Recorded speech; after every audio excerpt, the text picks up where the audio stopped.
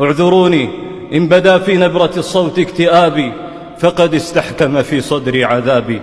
حين سألت فلم أسمع جوابي، إن ما بي كاد ينحو بي إلى حد الجنون، فاعذروني. ماذا يقول كل متكلم في هذه الجمعة في هذا الأسبوع؟ لا نقول إلا ما يرضي ربنا.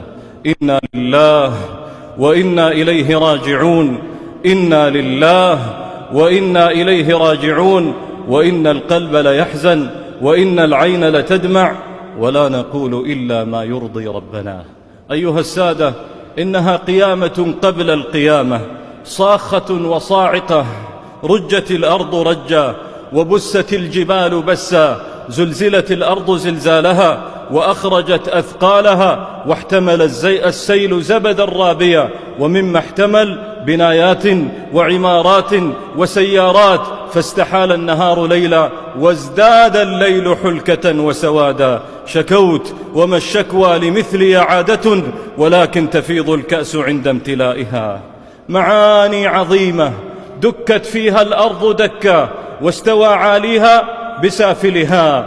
معاني عظيمة سلوا عنها الناجين في المغرب، وسلوا عنها الناجين في شرق ليبيا، ليحدثوكم عن المعاني الحقيقية لقوله تعالى: وبلغت القلوب الحناجر، ليحدثونا جميعا عن معنى قوله تعالى: يوم ترونها تذهل كل مرضعة عما أرضعت، وعن معنى قوله تعالى: لا تأتيكم إلا بغتة يوم ترجف الراجفة تتبعها الرادفة، وحملت الأرض والجبال فدكتا دكة واحدة. حدثونا يا أهل ليبيا عن معنى قوله تعالى: ففتحنا أبواب السماء بماء منهمر وفجرنا الأرض عيونا فالتقى الماء على أمر قد قدر.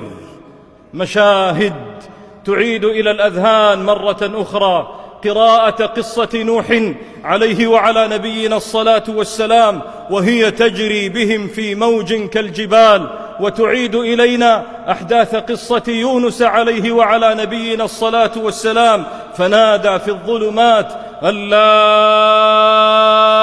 إله إلا أنت سبحانك إني كنت من الظالمين. مشاهد وصور تعجز عنها دقائق الجمعة وتعجز عنها ساعات الأسبوع.